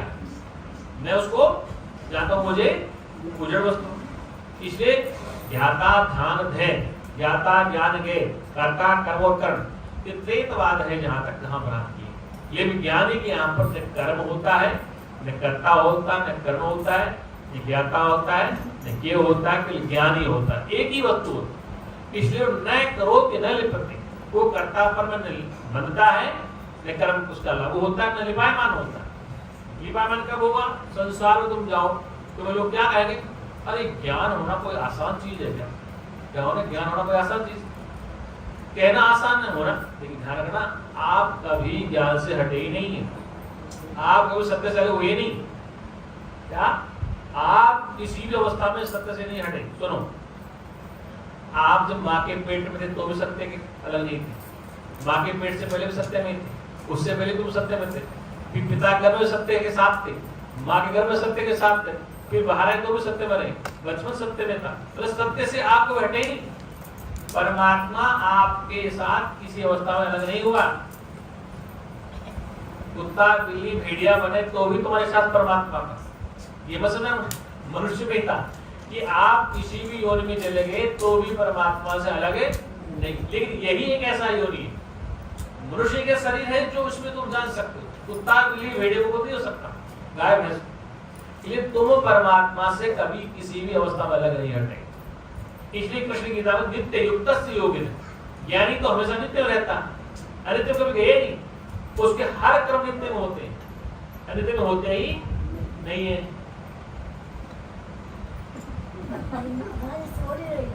क्या काम है? क्या बताया? आवाज सुन रहे हो? सोमत वो सच्चिदानंद भगवान की जय। सोमठ कीर्तन बोल दीजिए।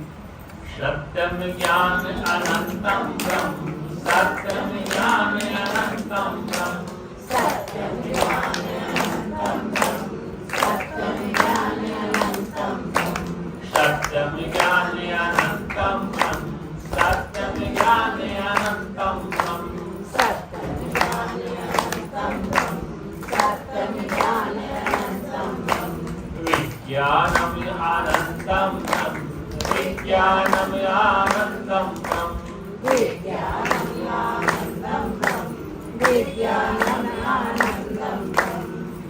विज्ञानम यानंदम ब्रह्म विज्ञानम यानंदम ब्रह्म विज्ञानम ज्ञानंदम ब्रह्म विज्ञानम ज्ञानंदम ब्रह्म विज्ञानम यानंदम ब्रह्म विज्ञानम यानंदम ब्रह्म विज्ञानम ज्ञानंदम ब्रह्म विज्ञानम ज्ञानंदम ब्रह्म प्रज्ञानम यानंदम ब्रह्म प्रज्ञानम यानंदम ब्रह्म प्रज्ञानम ज्ञानंदम ब्रह्म प्रज्ञानम ज्ञानंदम ब्रह्म प्रज्ञानम यानंदम ब्रह्म प्रज्ञानम यानंदम ब्रह्म प्रज्ञानम ज्ञानंदम ब्रह्म प्रज्ञानम ज्ञानंदम ब्रह्म आनंदम परमानंदम आनंदम परमानंदम आनंदम परमानंदम आनंदम परमानंदम आनंदम परमानंदम आनंदम परमानंदम आनंदम परमानंदम आनंदम परमानंदम बोल सच्चिदानंद भगवान की जय सत्य सनातन धर्म की संत समाज की जय इस बात का पता कैसे चले कि मैं नित्य शाश्वत सनातन परमात्मा परब्रह्म हूँ। ऐसे महापुरुषों के सत्संग सुनने से ही पता पड़ता है। क्या पड़ता है? वरना पता नहीं। इसलिए इस ज्ञान का जानना समझाना अति दुर्लभ है, क्योंकि संसार में इन महापुरुषों के जन्म दिव्य होते हैं, हर बार प्रकट नहीं होते। कई वर्षों की तपस्या के बाद संसार में जीवों के सामने प्रकट होते हैं और अपने दिव्य स्वरूप को समझाते हैं। कोई तो उसको देख के हंसता है, कोई मजाक बनाता है, कोई निंदा करता है, कोई समझ पाता है। कृष्ण गीता में हजारों लोग मेरे मार्ग में चल रहे हैं, उन चलने वालों को कोई मार्ग में रास्ता आता, कोई सुन के आज से सुनता है और कोई मेरे जैसा हो पाता है। इसलिए ये ब्रह्म ज्ञान, राजविद्या योग, ब्रह्म विद्या योग, इसको समझना और समझाना दिव्य है और समझाकर मोल लेना। क्योंकि ध्यान रखना, इस संसार में जितने भी जो ज्ञानी लोग हैं वो एक पक्ष को लेते हैं। क्या लेते हैं? कि वो शुभ कर्म को श्रेष्ठ बताते हैं। हम क्या करते हैं कि जो संसार में अच्छी वस्तु अच्छी है, दूसरा पक्ष क्या है? यानी दोनों को साथ लेता है, शुभ को भी अशुभ को। जैसे अभी कहा था कि कुत्ता बने तो भी तुम्हारा परमात्मा साथ था, बिल्ली तो भी तुम साथ थे, परमात्मा से आपकी व्यवस्था नहीं हटे। लेकिन पता कब पड़ा? नामदेव को शरीर मिलने के बाद ही पता पड़ा कि परमात्मा इस कुत्ते में है। कुत्ते तो बहुत है जंगल में, ये वही रोटी लेके भाग रहे। नामदेव रोटी पका रहे थे, कुत्ता लेके भाग गया, तो पीछे जा रहे कि महाराज थोड़ा घी लगा लो। ये पता किसको पड़ा? नामदेव उस शरीर में, इसलिए उनको पता पड़ा कुत्ते भगवान है। कुत्तों को पता नहीं कि हमारे भगवान है, उनको नहीं पता भगवान होते उनको पता। इसलिए कुत्ते तो आपस में जैसे मनुष्य लड़ता वो भी लड़ते, लेकिन ये नामदेव को पता चला। इसलिए मनुष्य शरीर में ही ज्ञान होता है, ब्रह्म ज्ञान मनुष्य शरीर में होता है, पशु पक्षी योनि में ज्ञान नहीं होता है। इसलिए मनुष्य शरीर श्रेष्ठ है और इस श्रेष्ठ शरीर में ये ब्रह्म ज्ञान श्रेष्ठ ज्ञान दुनिया है। राज विद्या को सबसे श्रेष्ठ विद्या है। अब क्या है कि राज विद्या योग के नाम से लोग एक ही पक्ष को ले रहे हैं। कौन से पक्ष को लेते हैं? शुभ कर्म को लेते हैं, व्यवस्था को लेते हैं। मैंने उनको भी देखा नजरिया में, वो मंच पे दिखते हैं शुभ शुभ, भीतर वही बात जो हमारे आप में हो। ऐसा नहीं कि प्रकृति 3 गुणों से उत्प्रोत है। किसे उत्प्रोत है? वो मंच पर अच्छा रोल करते हैं, क्या करते हैं? समाज में चलो, लेकिन झगड़े उनके भरोसे में होते हैं। ऐसा मजबूत मानती होती, वहां भी टांग खींचते। प्रकृति है ही त्रिगुणात्मक प्रकृति, सदगुण वाली, रजोगुण वाली और तमोगुण वाली। तो प्रकृति अपना असर दिखाए बगैर रह नहीं सकती। क्या सकती? प्रकृति अपना असर जरूर दिखाए। जैसे मंच के ऊपर एक वक्ता को समय नहीं दिया गया, बड़ा उत्सुकता काफी समय तक और अच्छी संस्थान से काम कर रहे, लेकिन जब उसका नंबर है तो तिल बनाने लग गए, मुझे बोलने का मौका नहीं। तो तुमको बोलते कि शांति वाली सफेद कपड़े शांति बैठो, अब तुम क्यों तिल बना रहे? मेरा समय काट के उनको दे दिया, मेरा समय काट के उनको। इसलिए प्रकृति के 3 गुण है, सत्वगुण, रजोगुण, तमोगुण। ये असर आपके शरीर पे डाले तो शरीर प्रकृति से बना, खुली बात है, इसमें कोई पर्दे वाली बात नहीं। अगर प्रकृति न हो 3 गुण वाली तो फिर सृष्टि का काम कैसे चलेगा? इसलिए हमके सत्वगुणी बना रहा है, ऐसा नहीं हो सकता। सत्वगुणी कर्म ज्ञान जरूरी है, लेकिन आप जो भोजन करेंगे, पत्नी से बात करेंगे, बच्चों से बातें, कौन से गुण में आना पड़ेगा आपको? सत्वगुण रजोगुण में आगे झगड़ा को तमोगुण में आना पड़ेगा। सत्वगुण रजोगुण तमोगुण प्रकृति का स्वभाव है, इसके बगैर आप रह नहीं सकते। अरे भाई गुरुजी कहा करते कि कितना बड़ा ज्ञानी हो, आप उसको एक बाल्टी कूड़े डालो वो नहीं बोलेगा, दो में नहीं बोलेगा, तीसरी बोलेगा। आप उस ज्ञानी पे कूड़ा डाले जा रहे हो, एक बाल्टी डालो नहीं बोलेगा, दूसरे में नहीं बोलेगा, तीसरी में जरूर बोलेगा। पत्थर तो है नहीं, पत्थर तो वो है। कहने का तात्पर्य कि ये प्रकृति का गुणधर्म है, ये तुम्हारे शरीर के साथ जुड़ा हुआ है। इससे कोई टेंशन मत लो कि मुझे क्रोध ज्यादा आता है, मुझे ये होता है, ये नहीं होगा। तुम घर परिवार कैसे लाओगे? ये सृष्टि कैसे लेगी? त्रिगुणात्मक माया कैसे लेगी? अब गर्मी पड़ेगी, सर्दी नहीं आएगी, बारिश नहीं होगी, पेड़ पौधे फल सब्जियां खाने को कहाँ मिलेंगे? इस शरीर में सत्वगुण नींद कब आएगी? सत्वगुण नींद आती है, जब नींद कब आएगी? सुसुप्ति में। जब तुम सत्वगुण में जागते रहो, सत्संग सुनते रहो, कब तक सुनोगे? कब तक आंख खोलते रहोगे? अगर 2-4 घंटे लगातार सुना दो तो भी महाराज बंद नहीं करते। तो कहने का तात्पर्य है कि ये प्रकृति का स्वभाव है, आपके शरीर के साथ जुड़ा है, इसलिए ध्यान रखो। लेकिन सुनो, सत्संग सुनते समय सत्वगुणी होना जरूरी है, नहीं तो सत्संग समझ नहीं आएगा। आप सत्संग सुनते हैं तो सत्वगुणी होना अति आवश्यक है। और सत्वगुणी नहीं है तो सत्संग समझ में नहीं आएगा।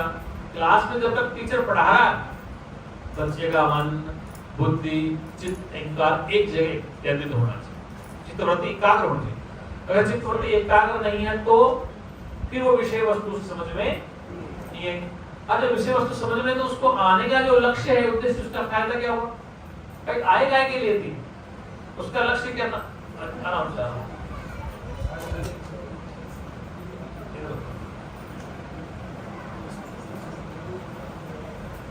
कहने का तात्पर्य है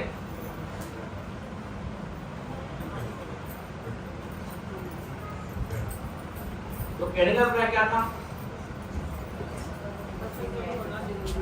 हाँ, सत्वगुणी होकर भी सत्संग का लाभ नहीं ले सकता। जब तक सत्संग चले 1-2 घंटा आपकी वृत्ति सत्वगुणी चलेगी। और आपकी साधना भी, साधना मतलब है कि आप जिस आसन से बैठ पाए। जैसे मैं आपसे कहूँ आपको पद्मासन में बैठो, कौन लगा रहे पद्मासन? सारी हड्डियां टूटी पड़ी तुम्हारी। महाराज जी यही आसन नहीं भूलता जा रहा। इसलिए आसन यही है कि जैसे तुम बैठ जाओ, जब शरीर को आराम मिले तब तो तुम सुनोगे सत्संग। और वो नहीं ऐसे लगाओ तो हड्डियां टूट जाएंगी, सत्संग सुनोगे मन कहाँ घूम चला गया। इसलिए आसन नहीं, जिस आसन से बैठ के आप सत्संग को सुन ले वो आसन श्रेष्ठ है, सिद्ध आसन तुम्हारे लिए होगी। अब तुम हमारे तो योग तो ऐसे बैठोगे 2 घंटा तक तो तुम नहीं बैठ पाओगे, तुम्हारे घुटने दर्द करेंगे। और इसलिए कहने का था जो साथ जैसे शरीर में तुम बैठ जाओ, पैर पसार के, पैर मोड़ के, घुटने के, जैसे तुम बैठ जाओ शरीर को कष्ट मत दो, सुन लो बस। क्या कर लो? सुन लो। अरे भाई मुंह में पतासा तुम जबरदस्ती डालो, अच्छा अपने वहां मीठा लगेगा, जबरदस्ती लगेगा। मुंह में पतासा तुम्हें कोई ठूस दे तो कड़वा नहीं लगेगा, और अपने आप खाओगे तो भी। ऐसे तुम सत्संग चाहे बैठ के सुनो चाहे लेट के सुनो, सुन लो। किसान खेत में बीज डालता है, और ऐसे चुन कर कैसे खेत में बीज पड़ जाए वो सब खड़े हो जाते हैं।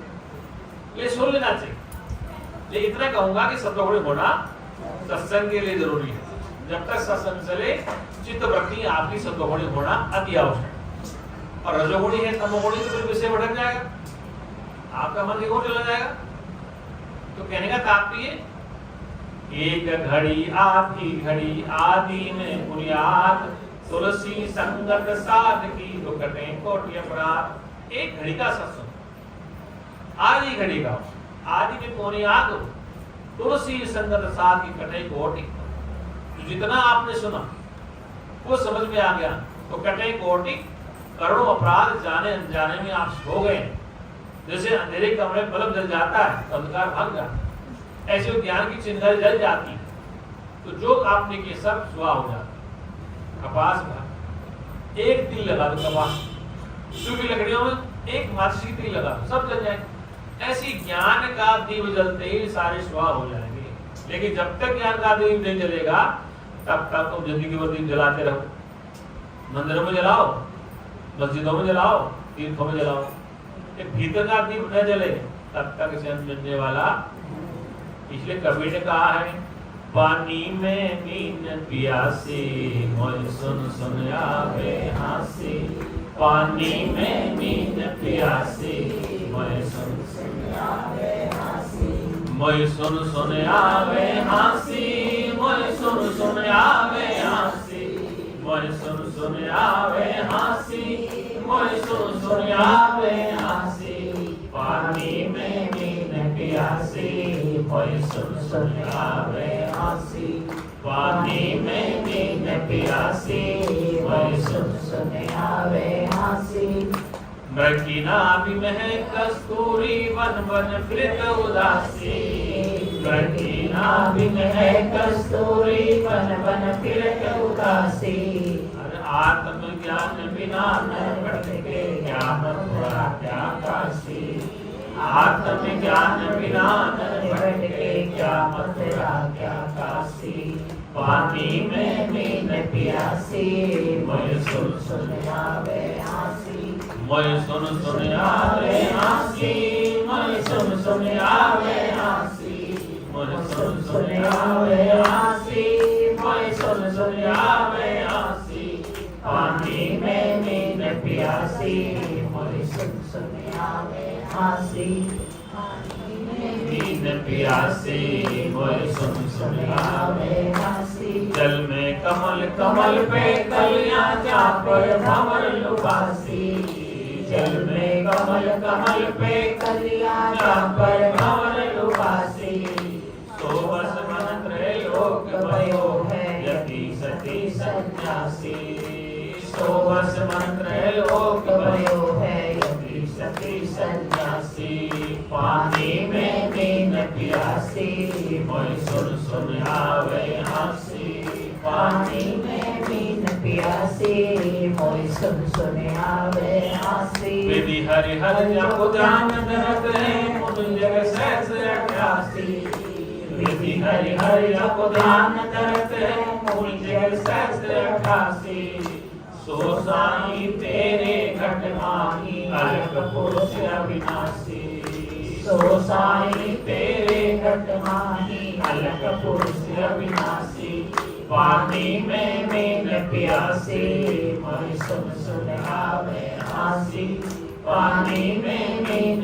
प्यासी मोय सुन सुन आवे हासी। घट में पर दूर बतावे दूर की बात निरासी, घट में पर दूर बतावे दूर की बात निरासी, कहत कबीर सुनो भाई साधु गुरु बिन परम न जासी, कहत कबीर सुनो भाई साधु गुरु बिन परम न जासी, पानी में मीन प्यासी मोय सुन सुन आवे हासी, पानी में मीन प्यासी मोय सुन सुन आवे हासी। सच्चिदानंद भगवान की जय, सत्य सनातन धर्म की जय।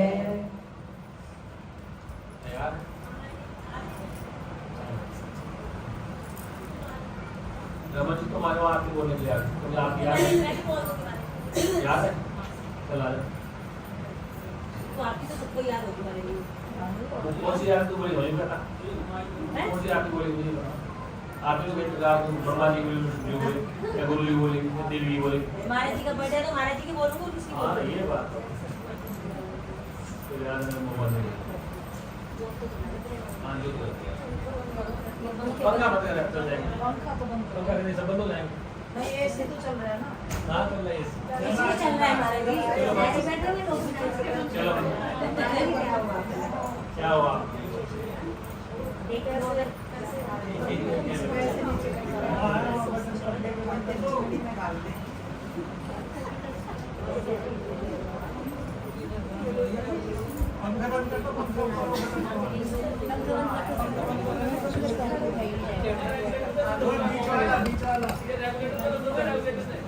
बार ये वाला घुमा दो उसे, घुमा दो ऊपर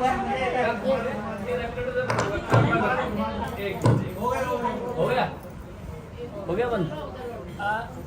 ये अब बंद हो गया। अब वो वाला वहां से स्विच से कर दो बंद, वो स्विच से बंद कर दो, बस हो जाएगा, जलानी तो है बस। वो स्विच होगा वहां पे। हाँ वो स्विच बंद कर दो, रेगुलेटर के साथ वाला, रेगुलेटर के साथ वाला। हाँ ये बंद कर दो।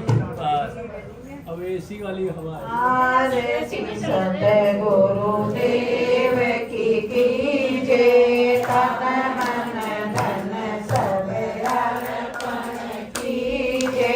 ज्ञान प्रेम की मूरत स्वामी समदर्शी और अंतर्यामी। निरखत नयन सफल कर लीजिए। आरती सतगुरुदेव की कीजिए, तन मन धन सब अर्पण कीजिए। अति उत्तम वाणी की शोभा, अति उत्तम वाणी की शोभा। जाको सुनत मेरो मन लोभा, जाको सुनत मेरो मन लोभा। होत विमल मति भव दुख छीजे।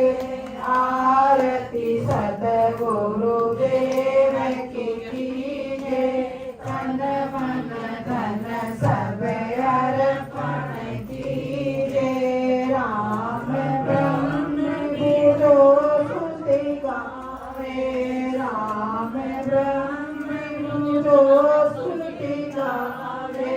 सोई सतगुरु रूप बनावे, सोई सतगुरु रूप बनाए। झरत सदा व्रत भर भर कीजे, झरत सदा व्रत भर भर कीजे। आरती सतगुरुदेव की कीजे, तन मन धन सब अर्पण कीजे। सतगुरु महिमा मन भारी, सतगुरु महिमा मन भारी। राम कृष्ण से हुए पुजारी, राम कृष्ण से हुए पुजारी। सतगुरु दर्शन से अग कीजे, सतगुरु दर्शन से अग कीजे। आरती सतगुरुदेव की कीजे, तन मन धन सब अर्पण कीजे। जिन कर कृपा न गुरु तुम करते, जिन पर कृपा न गुरु तुम करते। विधि हरि हर क्या भव कर सकते, विधि हरि हर क्या भव कर सकते।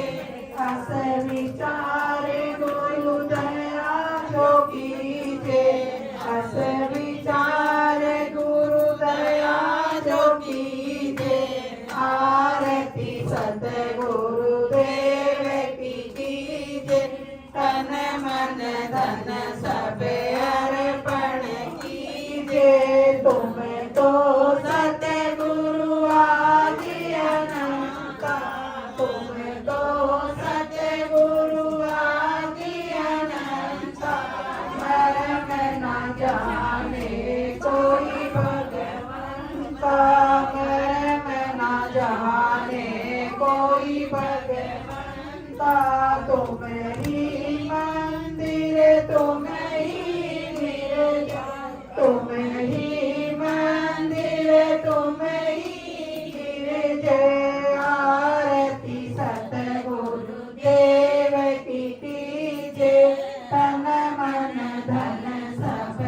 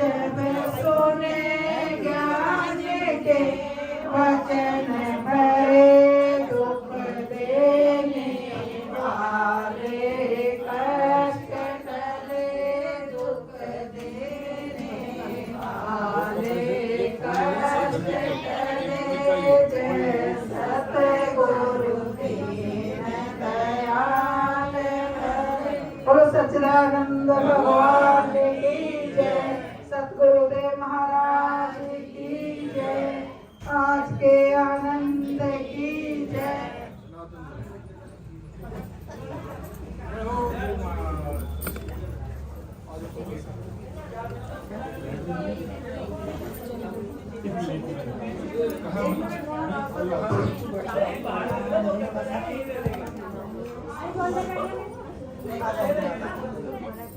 अरे सब अपनी अपनी जगह पे बैठ जाओ, प्रसाद मिल जाएगा भाई।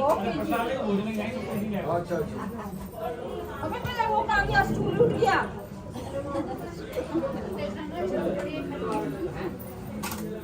अरे भाई मेरा स्टूल उठ गया यहाँ से तो। मेरा स्टूल उठ गया यहाँ से। मेरा स्टूल उठ गया यहाँ से। खाओ बाप चला गया, मैं खाओ बैठी हूँ। स्टूल कौन लेगा? उधर सोफा, इधर बैठो सोफे पे। यही बैठ जाओ, ये प्रसाद ला रही हूँ। इधर पड़ा है। बैठ जाओ, नहीं सोफे पे। आ जाओ